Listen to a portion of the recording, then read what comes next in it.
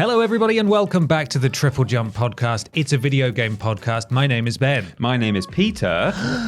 She's got plops. She's got plops. She's got plops. She's got photosensitive plops. She has to wear sunglasses, otherwise she will plop. Yes, and it's not a hangover-related plop. No, it's either. not. That sounds like she's got a hangover, but she's not. No, we force all of our staff to work, even if they do have a hangover. Especially if they do. Especially, double in fact, shift. We encourage them to have hangovers so that they can be extra miserable. But no, Ashton has plops this week. She may well join us in the big discussion. Yeah. At the time of recording, it's Thursday morning, and tonight there's a Capcom event, and there might be stuff shown there which we believe will be big discussion worthy. So we're going to record that on Friday morning, and hopefully Ashton will be joining us for that. But as it stands, it's just Peter and myself. Are you okay, Peter? How are you doing? I'm all right, thanks. How are you? You hesitated. No, I'm fine. I am. I'm great, thanks. Yeah, Okay. It's snowed. And it was rubbish snow as well. Not that I had time to build a snowman or anything this morning, but I brushed the car windscreen off and it was the powderiest rubbish ever. If I was a child, I'd be so disappointed. Yeah. You know, the stuff that doesn't stick together at all. It's that. I had some quite what's the term? Cohesive snow. Oh, did you? It was actually clumping up underneath my trainers. Oh. And I could feel as I walked that I was like having little snow bellocks like on the underside of my shoe. Yeah. And every so often I had to do a big stomp or I had to slide the sole of my shoe along the floor to scrape it off because I was walking like I had heels but in the middle of my shoe. It's really weird. Well, it was different in my neck of the woods. There was a lot of it. It was pretty thick, but it was granular. Rubbish. Yeah. It's still snowing now, sort of, a little bit. So we will see. Stay safe out there. Be careful. Drive safe and stay warm if you can. It's hopefully melted by the time this goes out. But if not, look out for that black ice that is now compacted down on every surface. We love that. Yeah. We do love that. I am regressing to teenage years this weekend. I'm going to Alton Towers. Wow. Which is really exciting. I actually cannot wait. Yeah. And this is the first time that I'll have been to Alton Towers as an adult who like earns a wage that I can survive on. Because previously when I went, I was working either like part-time or crap jobs and I had no money. And so they had all these amazing restaurants all themed and I could never go in any of them. You got to bring your sandwiches, you know. You can't. Absolutely. Now though, I'm making up for lost time. Yeah. Have never been to Alton Towers. Have you not? I've been to. Well, I at noticed least... that because you've got both of your legs. Yeah, well, I was just going to say, I have been to other Merlin Entertainment theme parks and somehow walked away, literally. Yes. But yeah, I've not been to Alton Towers. So I'm planning on returning with my legs. Do you think because you said that, they might invite us to a special date? So to go people who are unfamiliar, this did actually happen. This is turning into a not video game podcast, it really is. by the way. It really is. But we got to finish this train of thought Yeah. because Ashton isn't here to like roll her eyes with such gravity that it makes us feel so horrible about ourselves. Yeah. But at a previous place of employment, we were talking just generally about how people had been horrifically injured at Merlin Entertainment theme parks, and then. I don't know. I think someone had a dream. Somebody had a dream that you went to a theme park with them. No one lost their legs in the dream. I don't No, think. nobody lost their legs. And then Thorpe Park contacted us and asked us if we wanted to come down and shoot. Because they tweeted like me and Thorpe Park, like atted them and said, I had a dream. And then Thorpe Park got in touch and said, hey, come along. I don't know where the line is in terms of litigation. I don't know what's dangerous and what isn't. But it is a fact that people have tragically been injured at least one leg. Merlin Entertainment theme parks. Yeah. That's not what I'm going for. I'm going for pizza and to be sick on rides. Right. So I'm really looking forward to that. Good. I just wanted to throw that in there because I thought let's have a little bit of non-gaming talk before we get into the gaming The talk. heavy gaming stuff, yeah. Yeah. Speaking of which, this is a video game podcast. Each and every week we're sponsored by a very real video game adjacent sponsor. Miss Plops herself was meant to do it this week, but I've got a sponsor here. Fortunately, it was forwarded to you. Yes, this is the same sponsor Yeah. because it's so real. Still no Dead Island 2 The Spy. No, hibernating from the snow, I suspect. Understandable. Yeah. Tonight, on YouTube and streaming services, there's a very exciting event happening to spotlight new up-and-comers on the comedy circuit. Right. And it's going to be really good and fun. and you're all going to laugh. And it's called the Capcomedy Spotlight. Okay. And that's happening tonight. And up-and-coming comics from around the world will do their best, probably 5 minutes on zombies and dinosaurs and hunting monsters and what's Exoprimal, whatever that's called, which is probably just watching gameplay footage of Exoprimal. And that's tonight, and it's called the Capcomedy Spotlight. Where does the Cap come into it, or is it just because it's a Capcom It's sponsored in. event? I should have led with that. Yeah, it's in collaboration with Capcom, Right. Which is why it's a beautiful event, and I hope you can all come at home And laugh. and laugh. Come at home? What? Oh, Yeah. come. I hope you. Are you I at hope you home? can Can all all come? At home. At home. Right. Yes, it's not real. Oh, yeah. Sorry. Is that? Oh, is it real? It's not real, Oh. Peter. It's not real. It's actually a lie. But there is a Capcom Spotlight tonight at Yes, the time of that's recording. true. No, we are, of course, sponsored by our wonderful patrons over at patreon.com/Team TripleJump, where for as little as $1 per month, you can submit questions to this podcast. Please send us questions. We love them. We're getting a lot of repeat questions. I know it's difficult when we've been going for so long. And those of you who ask questions, we're eternally grateful. We can't expect everyone to have listened since day one. But please, if you're a patron, and there's a lot of you, send us a question. Yeah. Why not? Because we can always hold on to them if they're really good. But also, some of you have cracked the system where if you ask a question about something that's topical in the news, it's probably going to be the big discussion. So, Yeah. If you want to bear get that in in there, mind. do some topical stuff. We love that SEO. We like a nice topical thumbnail and a topical title. So, And we also have occasionally revisited questions we've done before if it's been like over a year and a half or 2 if years. we've forgotten. Yeah. Because we've been doing this for a while. Yeah. But thank you to our wonderful patrons. Go there, patreon.com/Team TripleJump. Loads of tiers, all sorts of rewards. So thank you for all of you who have supported us so far. One of those people is Bartek Kubica, who says, "Schnicked, Bap." I remember clearly how shocked or schnicked I was when in God of War 3, it says 3, Ashton, in parentheses. Yeah. Because it's written in Roman numerals and Ashton doesn't like them. No. Kratos tore off Helios's head with his bare hands. It was disgusting, stretching skin and muscles and beautiful at the same time because you could see how much work the crew put into it. Yes. Is there any brutal scene that shocked you deeply? Vink, Bartek. He's done a little vinky face there as well. Oh, very good. Yeah. You see it. So, I mean, I don't know about shocked me deeply, but I have brought just a list of things where I went, oh, whoa, Jesus, in video games.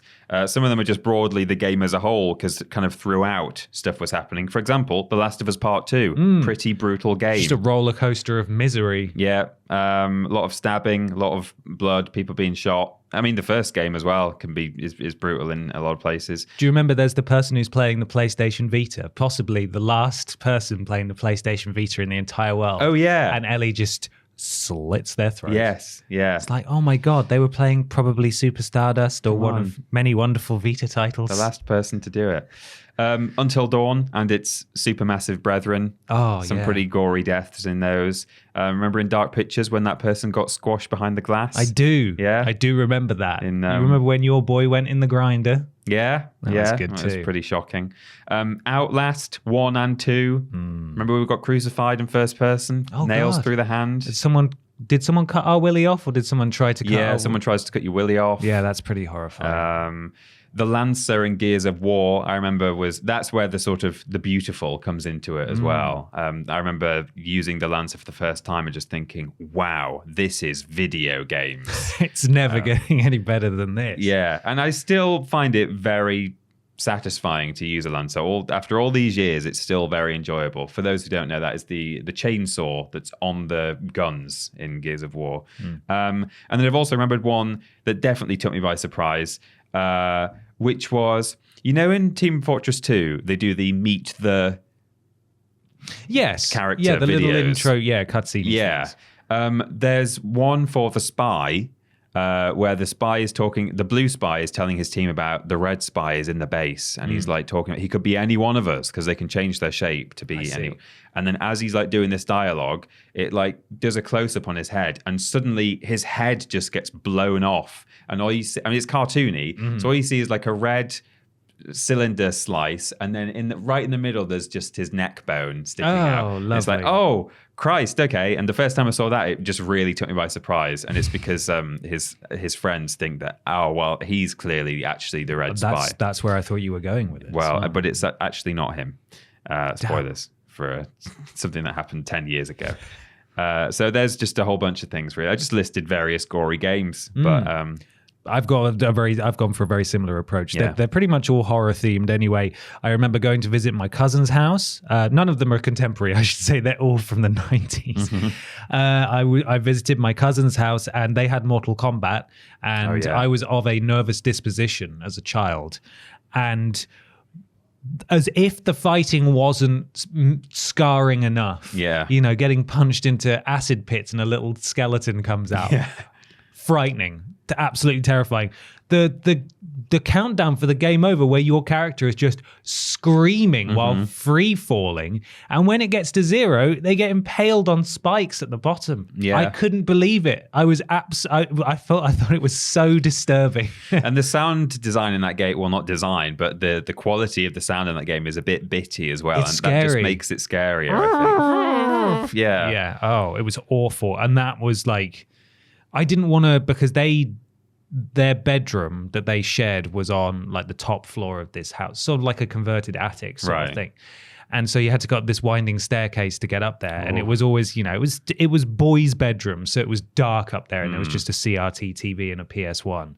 And I didn't want to go up there on my own. I didn't want to be in there on my own Scorpion might get because me. that's where the scary games were. Yeah. And you know, like there was a fascinate, like a morbid fascination, like, oh my God, this is really frightening, but like I don't want to look away. But then, like, I was only brave enough to be in there with other people. Like, was this the same cousin whose Resident Evil 2 you played? No, this is a different cousin who I will talk about now. Okay. Resident Evil 2 played his PS1 that was modded, so he had like all of these discs and stuff. And I played it with a different cousin when the owner of the console cousin wasn't there.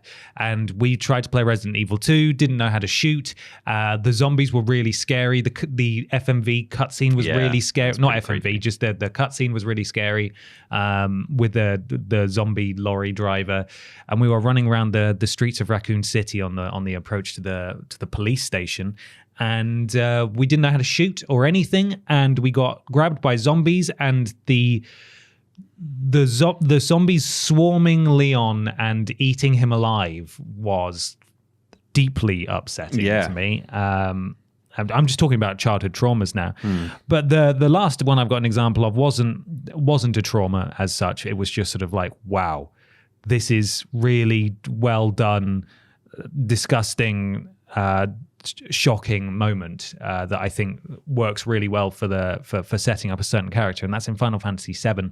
When you first leave Midgar, you basically have to get on a chocobo to run across a body of water fast enough to get to a cave on the other side, because there's this shadow of a gigantic serpent called the Midgar Zolom that's underneath, and it's like, the way they've animated it's got like loads of segments to it, so you can see it like just sort of bouncing off the edges of it and like twisting round, and as soon as you step in there, it makes a beeline for you, and it can move faster than you can, and it's really powerful, and you basically do not want to fight it when you first go through there. You can come back later and destroy it, no problem, but you want to avoid it at all costs. So you got to get through there fast on the chocobo. That's why you get the chocobo. I discovered later that if you hug like the right-hand side, you sort of can just about make it across without one. But later on, you enter an area where it's sort of like a conversation, not a cutscene, but like an animated bit where your characters are moving around and talking to each other, and it pans up. And because all the backgrounds are, you know, hand-drawn and hand-painted and stuff, it's really detailed, and it's this tree with no branches left, and the Midgar Zolom impaled on it, and it's all bloody and horrible and nasty, and your guys are like, Sephiroth must have been through here. Look what Sephiroth can do. That's really frightening and scary. Isn't he incredible and terrifying? We're going to have to fight him at some point. He's the guy we're chasing. And that's the thing that was so dangerous to us earlier on. Dangerous to you, but not to Sephiroth. Not to Sephiroth. So, yeah, there's a few. They're all really old examples. That's a classic case of us sort of taking the question and just talking about whatever we want. But I know exactly what Bartek is talking about though, with their stretching skin and muscles, and that it was horrible. I'm trying to think of what else. Any modern examples of like, wow, they really put a lot of effort into that disgusting dismemberment scene. Yeah. Even the new God of War has that stuff, that's not quite as horrible. In fact, no, there is one. When you do the visceral attacks on them, or whatever they're called, some of the like wolf enemies, he just grabs their jaw and like just tears it down the front of their body for like a wolfy type animal. It's awful. It's really horrible. Also in God of War 2, was it? Like the original run, with the elephant men, the Minotaur elephant things. I don't know if there were multiple ways to kill, like multiple death animations, but one of them involved exposing their brain in their skull. And like, I think he maybe like stabs it with its own tusk in its exposed brain. And that's like, I don't want to see anyone's brain. It's not nice. That's pretty gory. Video games. I think it was God of War 2. Magical, I think. Yeah. Pretty incredible. There we are. There's a couple of examples. It's time to do another section, Peter. Yes. It's we thought we'd do a new section while Ashton's not here. Yeah, why not? And it's about the games, what we play in. Oh.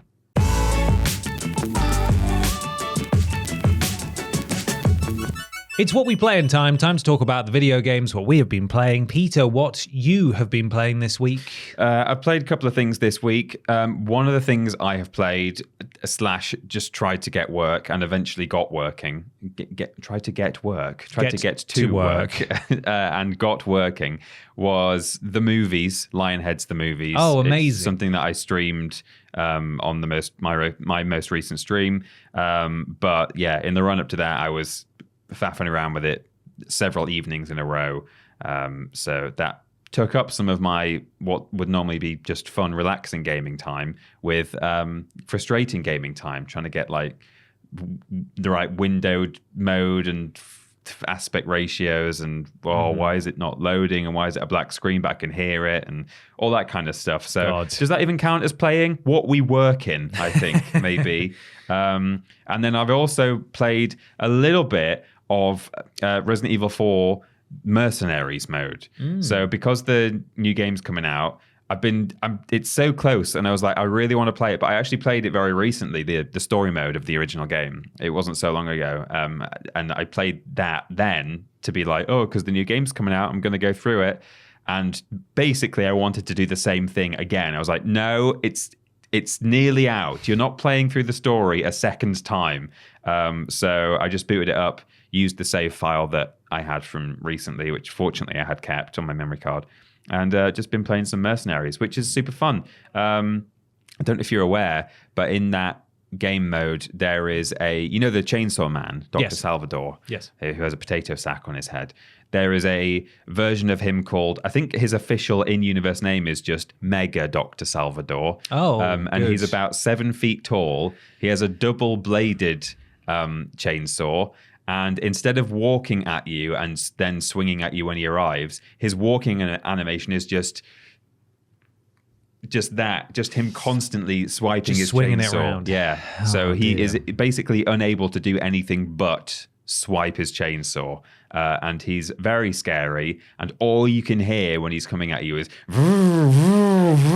it's terrifying. I don't like that. And it made me think so obviously we all know that the regular Chainsaw Man is going to be in this game. We've seen him in some of the promotional material, but I suddenly realized, oh my God, what if the double-bladed one is in there? He is going to be so scary in modern graphics. So I really can't wait to play this game, and it is something we'll be talking about in the big discussion, perhaps. Yes, there's a very heavy rumor as well that there may also be a demo releasing for the remake tonight, which we may well be able to talk about later on, but obviously cannot currently, if indeed that demo does come out. Yeah. So that's all I've really had time for this week. Bit of Mercenaries and then just some admin. But yeah, how about you? What have you been playing? Well, I have finished Gotham Knights now, and I've actually got the Platinum Trophy in it as well because, as I mentioned last week, actually, no, maybe I didn't. I've been talking up Gotham Knights to everyone and saying, isn't it funny that I've been playing Gotham Knights? Actually, though, it's not that bad. Right. It's actually not that bad. Yeah. And I was so thorough in my smooth brain playing of it, switch off brain, put podcast on mode, that I basically did almost everything as I went without even really trying to. And the last stuff I needed for it was to craft a piece of legendary gear for the like legendary armor, legendary ranged weapon, and a legendary melee weapon, which are the 3 classes of things that you can make and equip. And to get the blueprints for those, or engrams, if you want to get Destiny about this, right? I had to basically grind these. I don't know what you want to call them. They're really boring. They have a name in the game, but they get introduced towards the end of the game. I think it's Heroic Assault is what it's called. Right. And they're basically randomly generated dungeons that you run through, and between each combat area there will be a corridor with chests off to the side. But will you be able to get to the chests? Because sometimes there are traps, and sometimes you have to blow up a little bit of TNT to reveal a hole in the wall. The answer is yes, because there's maybe 4 or 5 different variations of where the chests can be, right? And you can press a button to scan the local area and see the chests through the walls, so it's not hard. I did not play it in co-op. I played it by myself, and I had to do maybe, I think there's perhaps 30 floors of this, and I did 13 or 14 of them. Right. So that was the real grind at the end, but even that wasn't much of a grind. I enjoyed it overall. I will never return to this game unless I've managed to persuade someone to play it in co-op with me, and I don't think we'll ever get a sequel. But, you know, story was pretty predictable towards the end, but I had a nice time. And when I tweeted out that I enjoyed it, I had a fair few people, in fact almost everybody who replied said, yeah, I also thought it was all right. Overhated is what someone said, and I think I agree with that. It's not the worst thing in the world. I can imagine Suicide Squad perhaps being reviewed better, but being less appealing to me overall. So we will see how that goes. But I played a lot of that. And then I've also played a little bit of WWE 2K22, because 2K23 comes out soon. And those controls beyond the basic grapple, punch, kick are a little complicated. And after hearing that the controls are very similar between the 2 games, I thought I want to get a little refresher. I want to get used to the controls again. So I had a little go in that and deleted a lot of the custom characters I downloaded that were taking up space, like Batman and Shrek. Of course. And instead downloaded the wonderful custom creations that people have made for TripleJump in the game, because I wanted to have those saved on my console just in case. So I believe it may well have been Leon, actually, one of our editors, who made really detailed characters for Peter, myself, and Ashton. Yeah. And then there's also a really good Billy on there. There's a rules boss on there. So if you want to download those, go get them. Go stick them on your thing. Presumably got a Babs as well, right? Yeah, there's a Barbara on there too, and someone's even made a male version of Barbara as well, so you can, because there's a gender divide in the game, so you can't. For example, we couldn't team up with Ashton if we wanted to have a match, which is a bit rubbish. Yeah, so there we are. But that's what I've been playing. Nice. It's time for question 2. It is. You should read it. You are Ashton. I am Ashton today. This comes from Stephen Scodes, who says, "Hi, Bap. How much does music in a game impact your enjoyment of it? One of the main reasons why I love BioShock and Fallout is the use of old songs from the 50s and 60s. I think they really add to the atmosphere of the game's world. Is there any song that you associate with certain games? Have a fantastic day." Thank you, Steve. Thank you, Stephen. I don't want to leave the Congo. No. That one. That's a classic. Fallout 76. Yeah. Classic. No one has ever heard that song and not thought Fallout. 76. 76. So, I mean, to answer the first part of Stephen's question, how much does music in a game impact your enjoyment of it?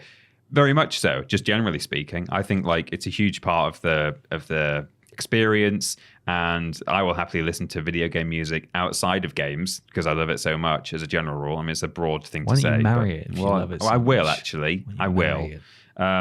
But to talk more about, Stephen mentions BioShock and Fallout, the actual real life music that exists in the real world that has been put in there. Yes. And it's diegetic music, you could say, which means that your character is really sort of hearing it in the game world, as opposed to wandering around Oblivion.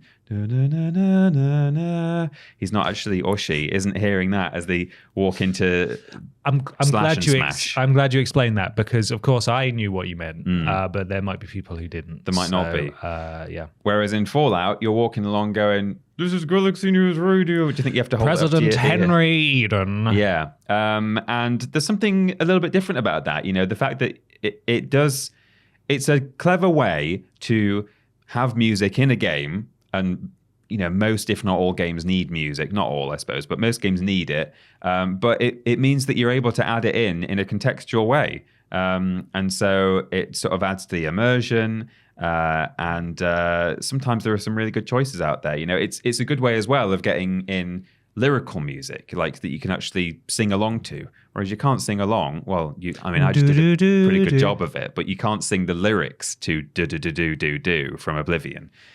So everyone loves walking along with your busted up rifle and your 9mm, singing "I don't want to leave the Congo." No.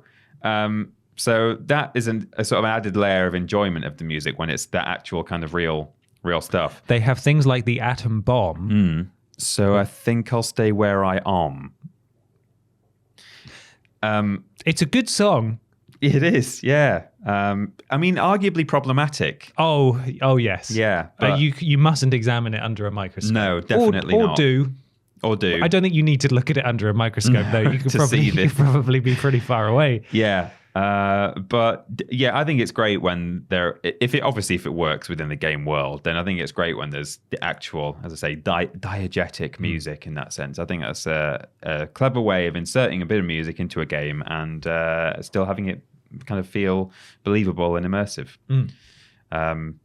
What do you think? I don't think there's a song I specifically associate with any game that I can think of. But. So, yes, I completely agree. I think diegetic music is really helpful to certain games, specifically crime sandbox games, of course, your GTAs, your Sans Rose. I really enjoyed the soundtrack available in Sleeping Dogs, the radio stations in that. I found a musical artiste on the rock station in that game that I ended up listening to for years afterwards. And have now listened to too much and can't listen to anymore. Yeah. That being Blackstone Cherry, who had 2 songs featured on that radio station. I was like, man, these guys are wicked. Yeah. So good.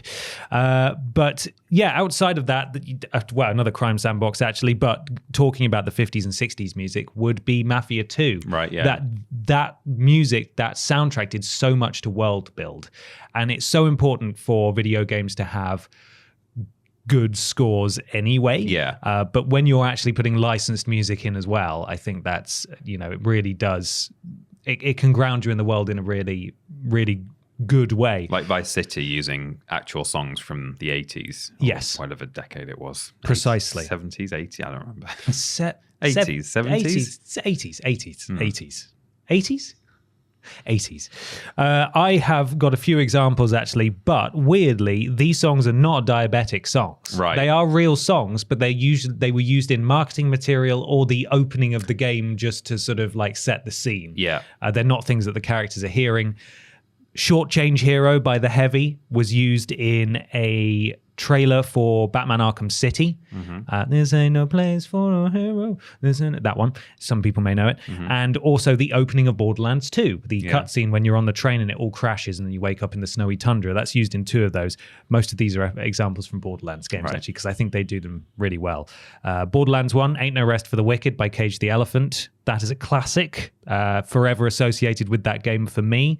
And Tales from the Borderlands, the good one, the original one made by Telltale, each of those games had each of those episodes, had a fantastic opening where there would be some preamble and then some ridiculous situation would unfold, which would then lead to the title card coming up for that episode. And usually during that period, there would be a licensed track for each of the episodes that they would put in. And for episode 1, there was Busy Earnin' by Jungle, which I just think worked really well. And I ended up listening to that song a lot when that episode came out and I played through it, because at that point I had to wait TBD amount of time before the next episode came out. So I had such a good time that I just listened to that song over and over again. So I suppose for me personally, Borderlands does a great job of having songs associated with the games, but those are just a few examples for me. As I've been sitting here, I've just realised there are plenty of examples because there's the whole kind of extreme sports / racing game soundtrack genre. Exactly. Tonky Hanks, Gorilla Radio. Yeah, that's where those monkeys make their music. That immediately makes me think of Goldfinger 2. Goldfinger. Superman. Is Gold what? Well, just Tonky Hanks. Oh, right. The song. I was like, I didn't even know there was a Goldfinger video game that they'd made. Sorry. The song Superman by Gold. Yeah. Yeah. And then also, you talk about promotional material. That's another one I thought of. Invaders Must Die was used for the Duke Nukem Forever soundtrack. And it was the first time I'd heard that song in a while. I was like, oh, yeah, this song. Forgot about that. And now when I hear it, I still remember me going, oh, yeah, this song. So their trailer worked really well in that rather than focusing on the game and thinking, wow, this looks like it's taken 10 years to make and rubbish, I thought, oh, yeah, Invaders Must Die. That's a good song. So brilliant. But yeah, the more I think about it, the more that there are actually a fair few songs that I associate. There's some from Burnout as well that are on my Spotify. Yeah, lots of good racing game ones. Riders on the Storm, Tony, bloody hell, Need for Speed Underground 2. It's another Underground game. Right. Riders on the Storm. There's a few in that game. My cousin used to have that. I used to watch him play that a lot. But yeah, they're out there. Those games are out there. Okay. It's time to move on to something a little bit strange. Yep. A little bit peculiar. It's weird news.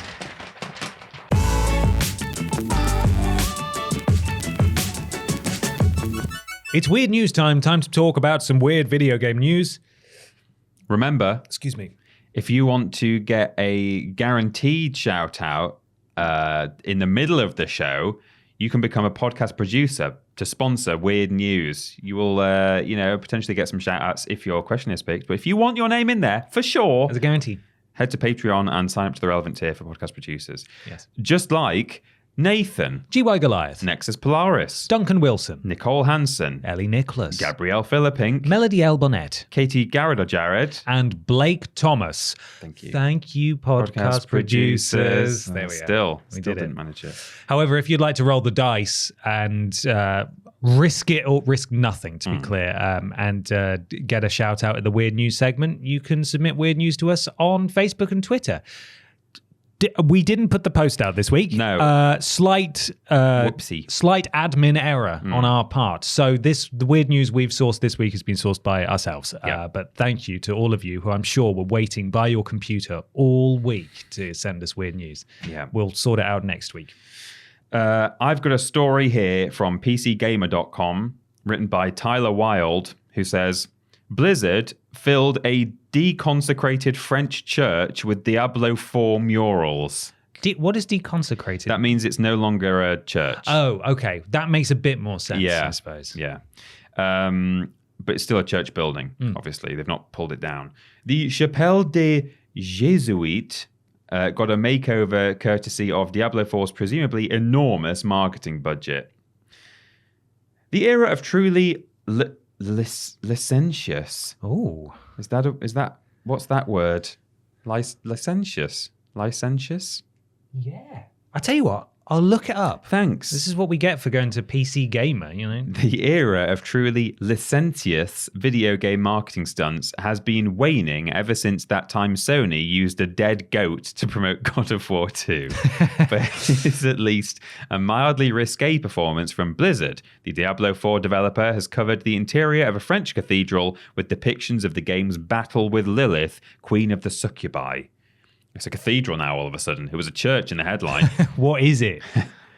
Have you got a definition for me? I have, yeah. I've got two definitions. One of them is promiscuous and unprincipled in sexual matters, which doesn't seem right. No. And the other one apparently is labeled archaic, and that is disregarding accepted conventions, especially in grammar or literary style. Right. So I think they've sort of used the word potentially, not erroneously, but loosely to describe something that's they don't care. I'm sure there's a more common word for that. Yeah, like unprincipled. Controversial or unconventional. Anything. The cathedral in question is the Chapelle des Jésuites. And then in brackets it says the Jesuits chapel. Cool. It's a chapel now, is it? Yeah, what is it? In Cambrai, a Baroque-style 17th century church in northern France.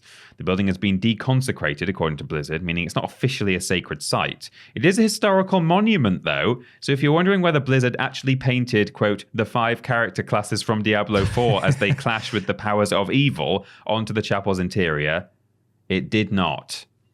A total of 20 paintings were done on canvas and then installed on the cathedral's ceiling, dome, and back wall. Altogether, the works comprise of a 160-foot mural and took 30 days to paint, according to Blizzard.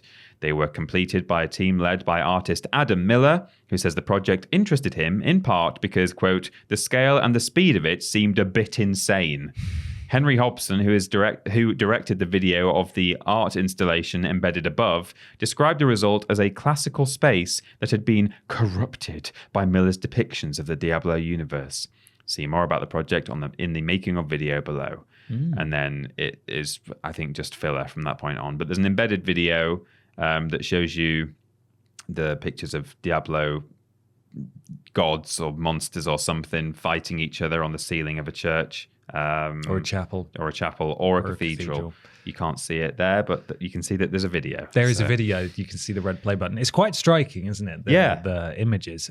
There was nothing on the ceiling beforehand, so they didn't cover anything up either. It was just painted white. So and it does look like, so the way they write that article, it sounds like, oh, what? So actually they just hung some canvases up. It's not that they've just hung some square canvases on a wall. They've like done it to match the shape of the vaulted ceiling, so it looks like it is painted into the onto the ceiling itself, but they haven't actually done that, which is very cool. And it's really impressive as well, the art style that they got these guys in to do, sort of the style of art that would be seen on a domed ceiling on a chapel or a church or a cathedral or a monastery or and such. Some people are a little bit annoyed about it.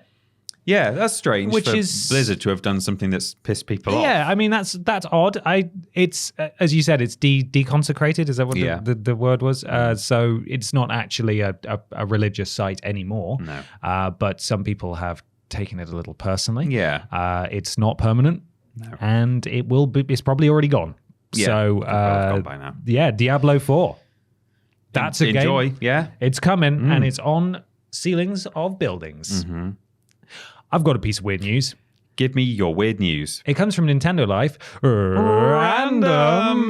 Brand new cockroach species has been named after a Pokemon. Okay. A brand new species of cockroach has been discovered, and it's been named the Pheromosa cockroach after the Ultra Beast Pheromosa from Pokemon Sun and Moon. As, of course, you are very familiar, Peter. You know this. Yeah, I was hoping you might say it's been just named the Cockroach Plus Plus. Yes. The Straits Times reports that this new species was found in Singapore back in 2016-2017, but its discovery and origins were a complete mystery. Now, entomologists Fu Maosheng and Christian C. Lucanzus, potentially, from the UPLB Museum of Natural History in the Philippines, have taken the time to research this new species and fully document its existence, giving it the species name Nocticola pheromosa. Fu said of the new cockroach that it says twice, there are some similarities between Pheromosa and the delicate cockroach that we found, comparing this new species' long antenna, hooded wings, and long legs to the white cockroach like UB, Ultra Beast, I assume. Come on, please don't assume I know what these are. Fu, who co-authored the finding of the creature, admitted that he and his colleague are all Pokemon fans, hence the name. It then goes on and on and on and on. That's Pheromosa there. Oh, that looks like a cockroach. And there is the cockroach that they found, which looks like a cockroach to me. So yes, that is a real thing. Did you say that was according to Straight Times? STRAIT.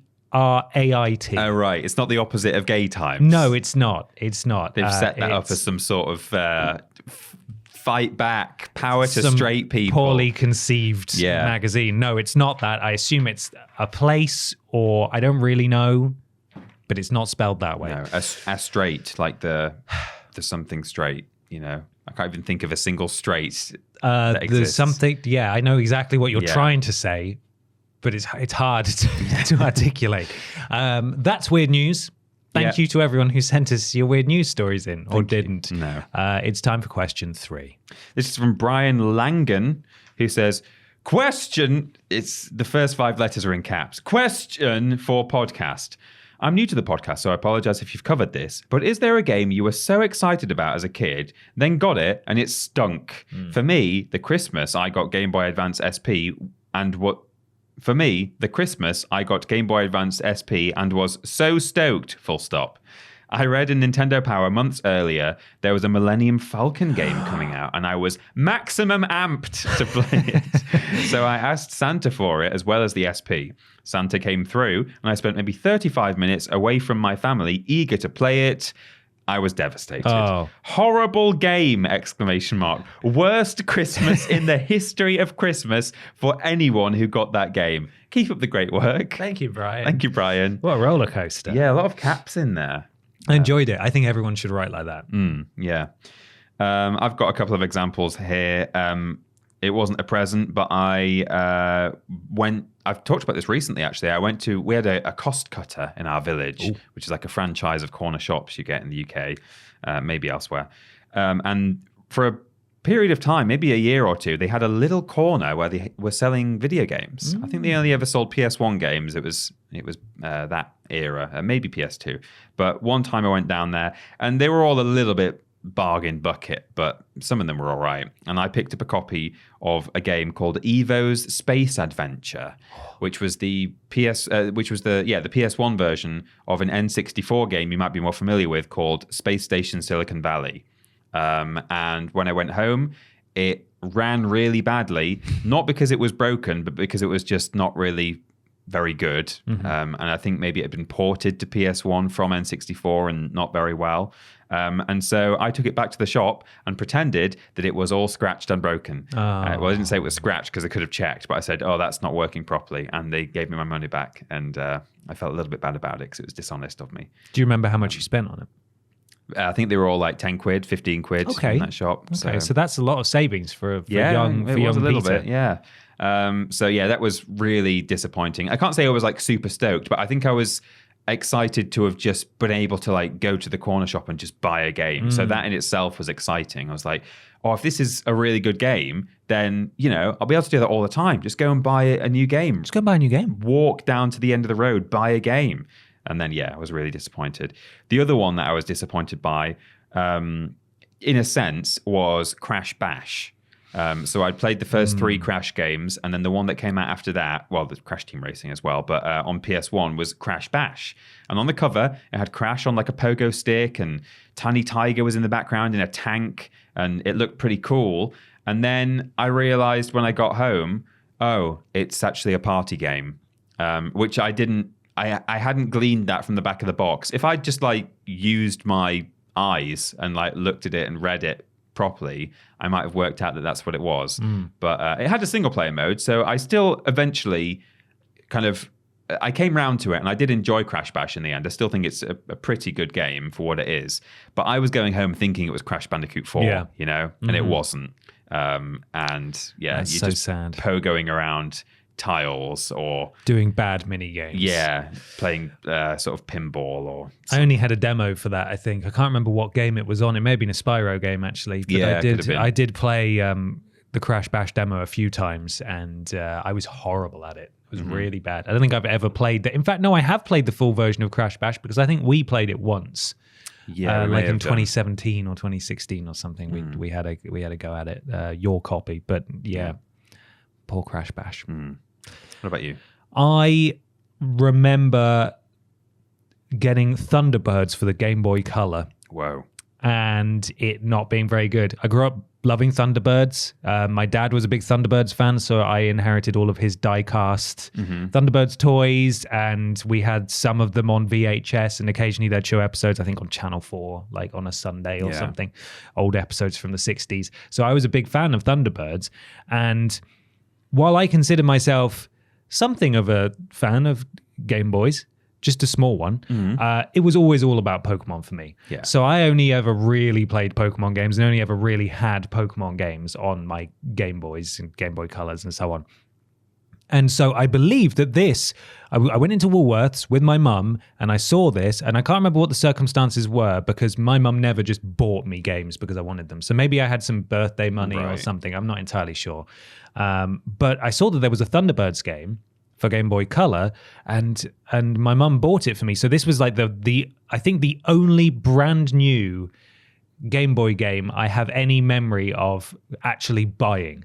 Every Game Boy game, I think I got Pokemon Blue, which would have been new, I imagine, at the time. But I was very young and I can't really remember that. Yeah.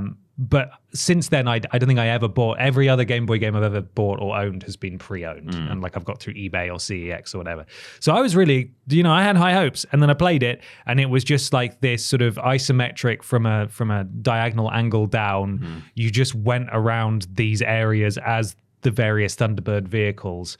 They all had guns, I think, and could, like fire at things. Just like in Thunderbirds. And you basically just have to press switches and find keys, and each level had there was no save option, so each level had a password system, and I was like, this is crap. Was it going? Honestly, I think it might have done. Yeah. Which was a point in its favor, but that was crap. And when I was a teenager, I think I've talked about this before. I got Unreal Tournament 3, which I was really excited about with two of my friends. And then we had a sleepover and we were all going to play it together because we'd read in our magazine that was our Bible. We'd read that, it was a great co-op game. And then, no, of course, as you would expect, it's Unreal Tournament. So it's like, it's just a multiplayer arena shooter with maybe some lines of text to read between levels. There was no real campaign or story to that. So I returned that. And then also Spider-Man 3 on PS3 was crap, and I had to return that too because that was rubbish. There's a few. Yeah, there's a few examples for me. Well, we'll see you shortly. Maybe with Ashton. But at the time of recording, we're going to stop now and watch this Capcom, not the Capcomedy Spotlight, but the Capcom Spotlight, and hopefully learn some more things about their upcoming games. So we'll see you on the other side. It's time for the big discussion.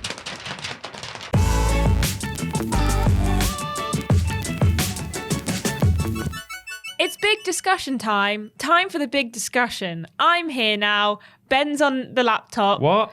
A lot's happened in the last 12 hours. What's happened? We've had a fresh dump of snow. Yeah. Much better quality this time. I complained about the quality yesterday. That's fair enough. It wasn't very good yesterday. And talking of dumps, you no longer have the plops. I no longer have the plops. And Ben, Ben plopped so hard that he broke his toilet. I got toilet plops. Ben literally isn't allowed to plop at the moment in his house. No, there's a shelf missing from the wall of my toilet because the flush stopped working. It's one of those button ones, and I could hear water running down the back of the wall, so I had to rip it apart. And I'm waiting for a plumber. So here we are. Nice. So Ben's at home, but we're still here. So I think we just do the big discussion now. It comes courtesy of Joe. And Joe says, what did you make of the Capcom Spotlight and Resident Evil 4 Remake demo? Thanks, Joe. Thank you, Joe. Ben, do you want to tell everyone what happened last night at the Capcom thingy? Yeah, so it's not the Capcomedy Spotlight, which is the sponsor of this week, Ashton, as you well know, because you sent it to me. So good. It was the actual Capcom Spotlight where it was about, 25 minutes long-ish? It felt a lot longer. 25 minutes. A number of games and some announcements, and then at the very end confirmed what was heavily rumored / leaked, that the Resident Evil 4 remake demo would be available right then. And it was, and we will talk about that in a minute, but we're going to run through just very quickly the things that were announced just in case people were interested. Before we do that, generally speaking, I thought this was a bit rubbish. What did you think? Big shrug. I thought it was really weird. For the first few announcements, I was making MB some tea, and he just kept shouting Mr. Famous is here. Mr. Famous has arrived. Mr. Famous. Now it's time for doing a Capcom Street Fighter. Get excited. And I was just wooing from the kitchen because I was like, get me when there's something interesting happening. So, but Ashton, Mr. Famous is here. Well, as someone who knows nothing about Mega Man, and Mr. Famous means nothing to me whatsoever, I was still really disappointed when Mr. Famous live action came on screen. I was like, surely this so-called Mr. Famous should have a bit more charisma than man on screen, No, Mr. Famous. it's just Mr. but Famous. What do I know? I'm and then not there a was mega another fan. guy with a nice hat, It's an ironic which name. I remember. I don't know what he was. I think he might have been talking about Exoprimal maybe, but he had a nice hat on as well. So Yeah, he was wearing. I can't remember. Which section that was in, but there any live action people we got. That guy was wearing a nice hat, and then he was wearing a cardigan over a hoodie, which I thought was a really interesting style. It's Mad the next drip. level from the t-shirt blazer combo that you normally get Yeah. at these events. Yeah. exactly. I respect it massively. Yeah. But up first, we learned a bit more about the Mega Man Battle Network Legacy Collection. Catchy name. Apparently, it's going to include all 499 patch cards that were originally only available in Japan, and these can be used in Mega Man Battle Network 4 through 6. So, it will also add Buster Max mode, which makes the game easier by powering up Buster shots by 100. And in addition, the final game will include an art gallery that includes over 1,000 illustrations. Wow. So if you're Good. excited for the MMBNL collection, then there's some more information for you. You had me at 499 cards, to be Yeah. honest. That's where I was sold. Exactly. oh, yeah. I think Yeah, that's big coming time. out in April as well. So not long to wait for Mega Man fans for that one. Yeah. Ashton, what else did we see? We also saw Street Fighter 6, but no more fighters, but they're getting another commentator. Great. Good. I think that's the first time I've ever, again, I'm not a Street Fighter fan, but it's the first time I've seen a fighting game say, hey, new commentator coming. Yeah. Ooh. So they announced the final commentator that joins the roster is it Street Fighter 6 Hikaru Takahashi. The Japanese actress will join previously announced commentators, including WWE superstar Zelina Vega. It will also be available in 13 languages in the final game. They also announced that Street Fighter 6 will be featured during its Pro Tour 2023 esports series, and the first place winner will receive $1 million. Whoa. The thing about the commentator thing that's really confusing to me is that have they recorded the voice lines and then they're just going to feed it into an AI to make them into 13 different languages? Or have they forced these commentators to say this selection of voice lines? Yeah, who's in 13 Japanese different WWE languages? superstar Zelina Vega? Who is that? Who's doing the voice Do you for just that? dub over the top? Is it gonna be Because then you're losing, it's not actually that person anymore. Yeah, So, if you want to play in Japanese, does that mean that you only have this woman as your commentator? And Yeah. if you want to play in English, you have to have WWE superstar Zelina Vega. And also, wasn't there a thing you can turn up and down how supportive they were or something? There Right, was a yeah. slider, I think, that was, I don't really understand. Very it, but strange. It is all a bit weird. It's interesting, though, I think. I don't play a lot of fighting games, but I suppose it makes sense that adding commentary should be possible because there's been commentary in sports games for 2 decades Yeah. or so now. So I'd be really interested to see how well that works, because for me it would just be crouch, low kick, low kick, jump, Spam. jump, Yeah. jump. Well, again, as I say, I'm not a Street Fighter fan, so I don't know if this is something that's been happening for a while now, if they've had commentators for the past few games, and if it's a thing that they do where in the lead up to a new game, they are revealing all sorts of new commentators, or maybe this is a new thing for Street Fighter 6 entirely. Let us know in the comments, because you guys are more educated than we are in some of these things. But I do think it's an interesting thing and seemingly unique as far as I'm aware in terms of commentary. You get announcers, obviously, in a lot of fighting games just on the sort of loading screen or round one, fight, and then that's it. But to actually have a commentary or a commentator all the way through is, it's a bit of a USP, I suppose. Does WWE 2K23, the 2K games, have commentators, Ben? Yes. Yeah, but Yeah. they're slightly different. It's not your classic arcade one-on-one fighter in that sense. So True.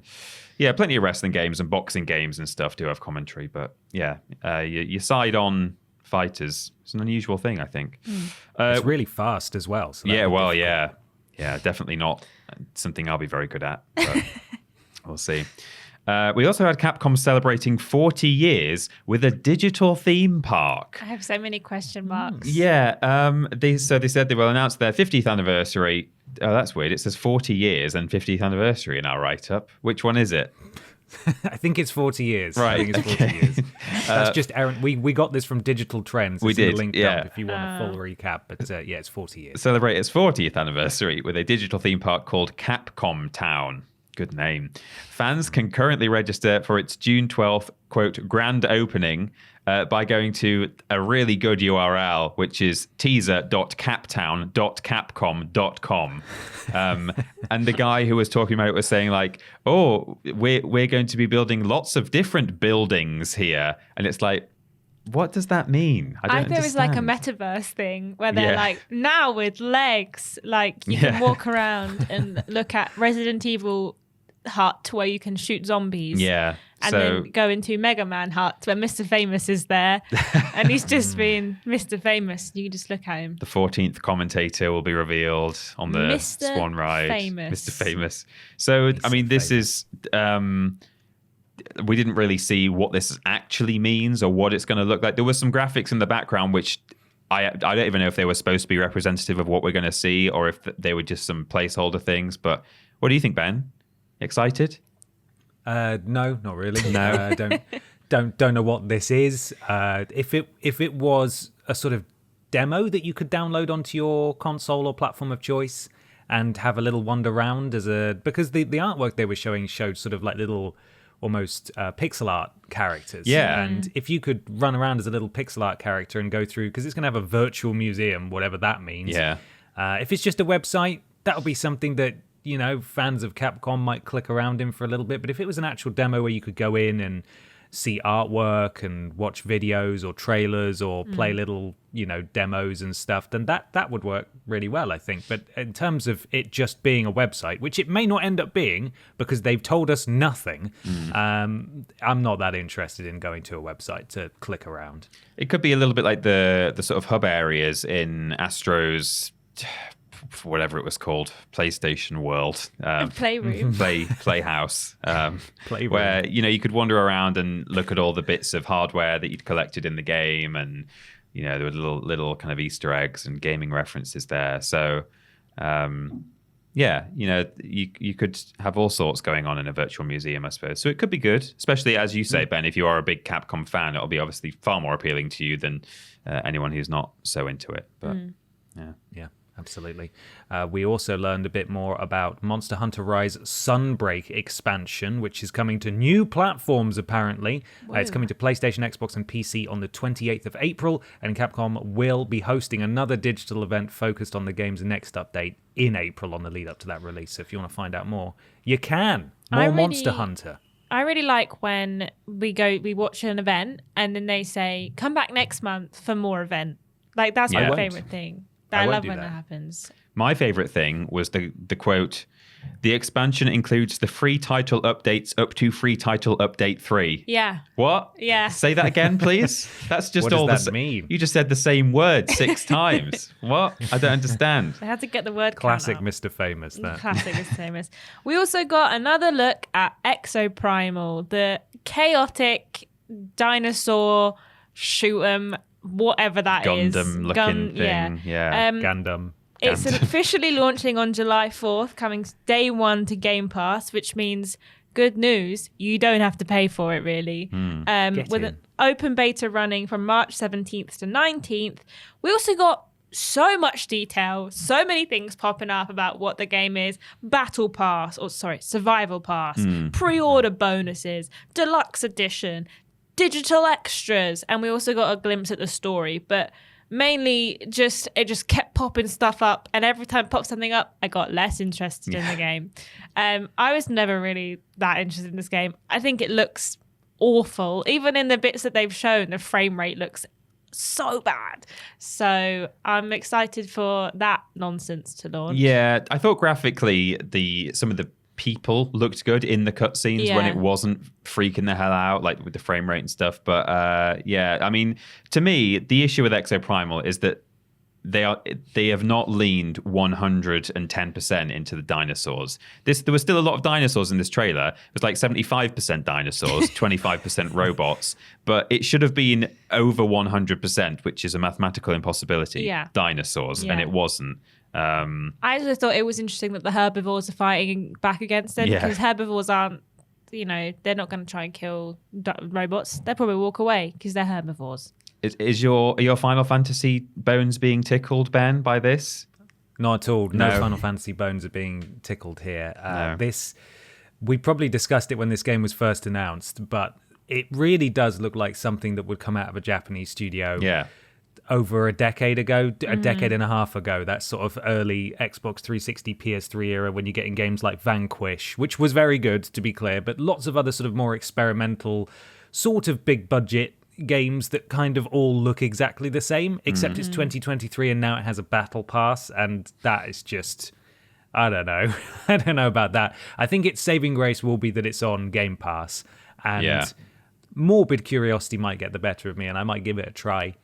For the pure fact of I don't have to pay for it necessarily, but yeah, this section, like pretty much every single section that came before it, apart from the Capcom and maybe the Street Fighter bit, felt like it just went on and on, and I couldn't believe they were still talking about it after 3 or 4 minutes. There was still more information that they were throwing at us with sort of shiny graphics popping up and. Here's all the bonus stuff you'll get if you pre-order. And it's like, my God. It was amazing to think... Oh, sorry, carry on, Ben. I was going to say, can we move on from this? Can we move on to the next game, please? Well, I was about to actually just churn it over a little bit more, but I was going to say, like... No, I was sorry. This is the confusion of me being in a different room. I was talking about it in terms of the conference itself. Well, I know you were, but I'm also just going to make it worse for you. I'm not telling you to move on. I know partly you weren't, but I'm also just you're going to have to sit and listen to me talking about it. There's no need to fight. But I will fight you. It was amazing to think that this was actually only a 25-minute conference, because that felt like 25 minutes. Yeah, it did. And like when you subtract the stuff that I personally was interested in, like the Resident Evil stuff, even that Alcatraz-looking thing, that's about 5 minutes shaved off. So there's only 20 minutes worth of all this other gubbins that wasn't really that interesting. It felt like twice that length. It was amazing, really, that it seemed to go on for so long. Before we move on to the next thing, it's not on this list, but they showed another bit about Resident Evil Death Island, to which we were like, I can't remember this. So I looked it up, and on Google it's described as a Japanese adult movie and animation movie, and I was like, why is the word adult in here? Like, what's happening? That makes it sound worse than it probably is. Yeah, it's probably just like an animated movie for adults. Yeah, it's like 18 plus. I was just like, because it was like, look, Jill's here, and it was like, you may have spotted Jill at the end in our adult movie. Yeah, so that's Master of Unlocking coming in July as well, which is we also had a look at Ghost Trick Phantom Detective, which is returning in June. So it's a DS cult classic, which I've certainly not heard of. I don't know if you guys were aware of this. No. It's getting a port to modern consoles this summer. Will release on June the 30th. It includes an improved user interface, improved performance, and newly arranged versions of its 37 music tracks. Pre-orders are now available, and it will include bonuses like extra music and background sets. When I first saw this, I thought it just looked like an interesting new game. I didn't realize at first that it was a cult classic. I clearly wasn't paying enough attention. But it's not necessarily for me, but it kind of fits in with modern gaming. I think it's clearly aged pretty well, I would say. It's a bit of a puzzler. Yeah. A little bit of a kind of exploration of how to stop someone trying to kill you by possessing other things in the environment. So it looks pretty interesting. And 37 music tracks. Gee whiz. Good. And maybe more, because it's got extra music as a bonus. Maybe more. We saw a bit of this at the Nintendo Direct a little while ago. We got a little glimpse at this. But this was definitely more. And it does look interesting. If you're into like story games and puzzle games, then maybe this one is worth checking out when it releases, maybe. What do you think, Ben? You interested? I can't say that I'm particularly interested, but I was a big fan, again, of the runtime of this conference, and that it felt like it went on so much longer than it actually did. Yeah. Where not only did they say that there would be 37 tracks, but then they decided to just play some of them for us as well. Yeah, and then show us them. Could have a little listen. No, this kind of game doesn't really interest me, and I'd have to see the original to know how upgraded it is, but it certainly has a pretty interesting art style, and I'm happy for the cult fans who get to play it again, and I hope that it finds new fans too as well. Yeah. Which brings us on Yes. to Resident Evil. We talked about, what's it called? Death Island. Death Island 2, The Spider. Yeah. I mean, that's a Resi film coming out. They've done those before. Visually looks interesting, and I like Jill and Leon, so fine. But I have a lot of thoughts on that. Do you two have anything to say? Nope. What, on Death Island? Yeah. I didn't know what it was when they showed it. I was so confused. We've seen it before. I wasn't sure if it was a game or if it was something I should be aware of. It felt like the Silent Hill conference where they announced 4 really weird projects and 1 game. Yeah, it did. We have seen this before, though, I'm sure. Yeah, maybe, but I couldn't really remember it. Yeah. I think it was from a while ago that because when we watched it, I was like, oh, I vaguely remember this, but it was so vague in my mind that I wasn't really sure what it was. Yeah.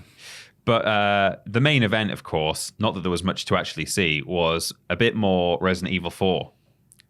What did we see, Ashton? I don't remember. There was some, not there was some more shots of the game. Yeah. Little bit. There's that guy who looks like Margaret Thatcher. Yes. Who's still there. And then they announced that there is a demo that is running now until some point in the future. A free demo. So you've tried it, haven't you, Ben? The chainsaw. The chainsaw demo. Yes, as predicted, there is a demo available right now if you want to download it, and I've given it a go. It's the opening section of the game from shortly after. You don't get the intro cutscene. It gives you some overview of the world and what's going on, but you don't get the intro cutscene of being bored in the back of a police car. Yeah. But you do start where you're going to look for your police friends who were escorting you, who've taken ages, and you go down that spooky path. Then you get to the initial spooky village bit where everyone starts attacking you, and then the chainsaw man comes, and the demo ends if you can outlast the chainsaw man and finish that section. That's where the demo wraps up. But you don't get to choose a difficulty setting. You just sort of, I think the way it pitches itself is you just survive till the end if you want. See if you can survive until the end of the demo. And if you've played a remake of a Resi game, you know what to expect. It's really, really pretty, by which I mean it's disgusting and horrible. And I may not be familiar with all of Resident Evil 4 like Peter is, but I have experienced the opening of the game at least a few times up until that point. So I'm somewhat familiar, and so much has been done to the environments to embellish them and add lots of details. So there's all sorts of paraphernalia and skulls and like weird sort of symbols made out of sticks and twine that are dangling all over the place. And it's a lot. When I got into the village itself and started being attacked, I actually died a few times there because I forgot that all you had to do was just sort of wait long enough for the chainsaw man to show up. You didn't just have to waste all your ammo and shoot everyone. And then I did manage to best the chainsaw man and get to the end of the demo. But I was very impressed. It's still sort of, Leon's got a bit of sass to him as well. Where's everyone going? Is it bingo night? Bingo. But Peter, I don't think this is a spoiler. I'm really sorry to say that I think they've removed one of your favorite moments, spooky moments from the start, where the man he turns the wrong way. Oh, he turns the wrong way. Yeah. That's gone. I didn't see that. I mean, it was a subtle thing. It wasn't literally that the turn is one of my favorite moments, but there was something about that I played that game for the first time as I was in my mid-teens and I didn't even know the game existed. Sat down to play this spooky game, walk into that cabin, and there's something very wrong with that man. Before he even attacks you, you just know, why did he do that? So that's a shame. But I intentionally haven't played this demo. I want to go in ideally as uninformed as possible, so I can just experience this game in full. But I have seen a couple of, not spoilers as such, but I've seen a couple of things online about the demo. One of the things is that "Where's everyone going?" Bingo has remained, and everyone is very happy about that. And also that there's, like, as you say, Ben, with the kind of environmental embellishments, there's like bits of graffiti in Spanish that people have been translating online, and it's these sort of zombie-like phrases where they're like, it will live inside us until we reach heaven or something. Judgment is here. Yeah. So that's cool. I like all of that stuff, and I'm so excited to play this game. And graphically, it looks great. So It does. It looks really good. My favorite bit about the bingo bit, just before you weigh in, Ashton, is where it says, where are they all going? Bingo? And as it pans out, there's just the crispy, charred police officer crucified in the fireplace. delicious. And he's just there, just doing jokes. Yeah. I thought that was great. The framing of that, I don't know if it was intentional, but it was really funny. I thought it was very funny. Leon copes with comedy. That's the way he's like traumatized, but he's just got to joke his way through the game. Yeah. Well, quite infamously, it is a little bit Resident Evil, some of the dialogue in that game, in that the guy who looks like Margaret Thatcher, as you so correctly put it, Ashton, Salazar, his name is, he's got these two sort of bug-looking henchmen, and he sends one of them after you at one point, and he talks to you on the radio, and he says, I've sent my right hand to go and deal with you. And Leon's response is, your right hand comes off? And that's like a meme in the community. And so that is really the line that I hope has survived. Nice one, Leon. You sure got him there. Are you excited for this game, Ashton? I am excited for this game. I've never played it before, but I have played that beginning bit in like on PC and then also in VR. So I am excited for this game. I don't know if I'm going to bother playing the demo. I played the Resident Evil Village demo when that first was released, but that was a bit different because, it's a whole new game, so we'd actually not seen much of that. But maybe I'll play it, or maybe I'll just watch MB play it because I'm sure he's going to give it a go. But I'm sure that it's going to be good, so I'm not that worried about the demo. And I also don't think they would have released a demo, especially of like that quite linear and like confined and famous bit, that it doesn't work. So even if that was good, I mean, it doesn't necessarily mean that the rest of the game is going to be good, but also it'd be hard to mess that bit up. So I'm sure it's fine. So it's not going to Forspoken the game, that's for sure. So I think it's going to be good. I'm excited for it, and I'm definitely going to give it a go when it releases. It's not long now though. Like what? A few weeks? It's like late March, isn't it? Like 23rd or something. I don't know exactly when it is, but or is that Star There's Wars? just a handful of other things I wanted to mention about the demo quickly. Chainsaw Man is really scary. Good. And when it does that close up, his eyes are horrible. Yeah. All bulbous and popping out of his sack head. It's really unpleasant to look at. When he did catch me a couple of times, I don't know how he killed you in Resi 4. He killed the original one. He killed me. It was the same animation both times, but he really just goes to town with that chainsaw. He does not care for your well-being at all, and that was a bit nasty. I did find that I don't know how often in the game you are in an environment like that where there's loads of enemies and you don't even have to kill them. You're basically just running down the clock. But when I did get grabbed by an enemy, it was kind of annoying, actually, because I had to mash X to get them to let go of me. And then sometimes I would go directly into the waiting arms of another enemy. Right. And I would just sort of be ping-ponged around a few times. I think I managed to build up a maximum of 3, where I was sent from one to the other to another, and that was annoying. But yeah, there's obviously the he loves his roundhouse kick, does Leon? Yeah. And you can still do that if an enemy is staggered. And one final thing is that when I went into the crafting menu, it's been a while since I played Resi 3 Remake, which is obviously the most recent game they did in this style. I know Resi 8 has been out since then. But now, if you have a red and a green herb, and you click on one of them and click craft, it will give you all available recipes that you can just do. You just hold X and do them rather than having to manually scroll over to the green herb, for example. So there's a little bit of quality of life stuff in there as well, making things a little easier for people who may not realize that they have the necessary ingredients in their inventory to craft things. It seems that they've simplified that. I don't know how well that's going to go down with the hardcore audience, but that is something I noticed that I think is different. Right. I don't think there are really any other occasions, as far as I remember, where you're literally running down the the clock. There's a bit where quite another famous bit where you're defending a shack, and I don't know if that's based on you have to kill a certain number of enemies before the sequence ends, or if it's time based. But I can't really think of any other time where you're running down the clock. But either way, it sounds like it's just in need of a few iframes if you're getting grabbed from one guy to the next. I mean, in the original, when you would kick someone off you, it would sort of stagger everyone around you. They would all stumble back, and maybe that's something that needs to be addressed a little bit. There's still time for them to make a couple of little tweaks, I suppose, based on if there's any feedback. So hopefully that'll be something that is dealt with. But Yeah. Wow. It was very good, though. Very good. I really enjoyed it. Good.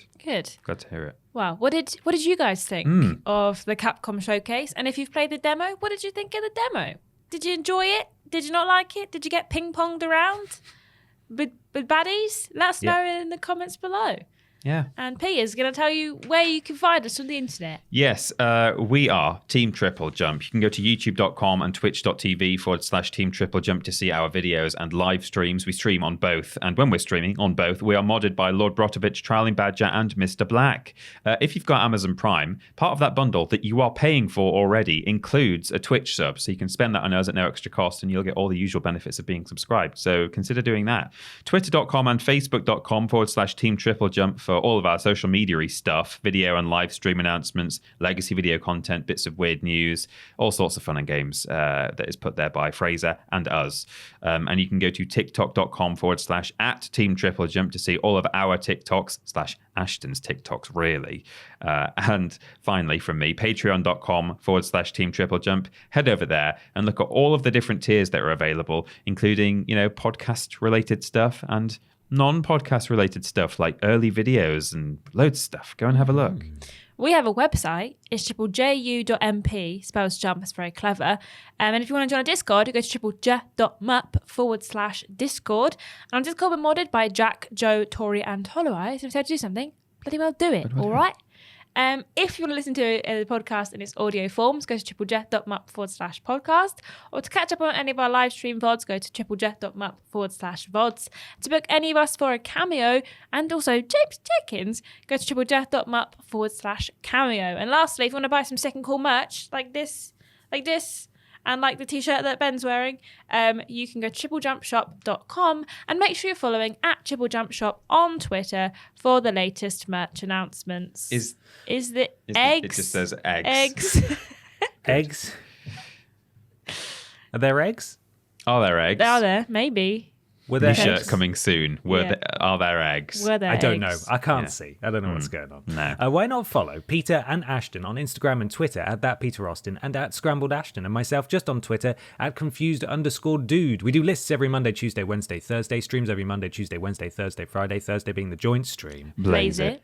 On YouTube, Monday, Tuesday, Wednesday, Friday being solo streams. On Twitch, Worst Games Ever is fortnightly. Friday for patrons of a certain tier. Sunday for everyone else. The podcast is every Saturday. And we do shows all the bloody time. Why not leave a 5-star review on your platform of choice? It helps something to do with Al Gore's rhythms, and it doesn't cost you a flippin' thing. What's coming out, Ashton? Is there something out? There is something coming out, Ben. Weirdest Games Ever releases this Sunday. If you're a patron of a certain tier, you've already seen it last week. Yeah. But it is Battle Construction Vehicles. BCV. It's a very good one. You should definitely check it out. Comes out tomorrow at time of release, so make sure you give that one a watch. One last time, Ben, please remind everyone of the sponsor for this week's podcast. I would love to.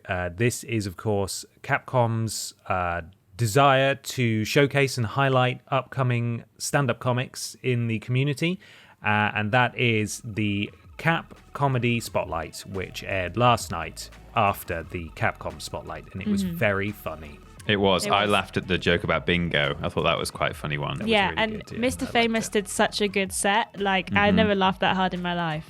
Yeah. It was really good. Ruffled, Brilliant. practically.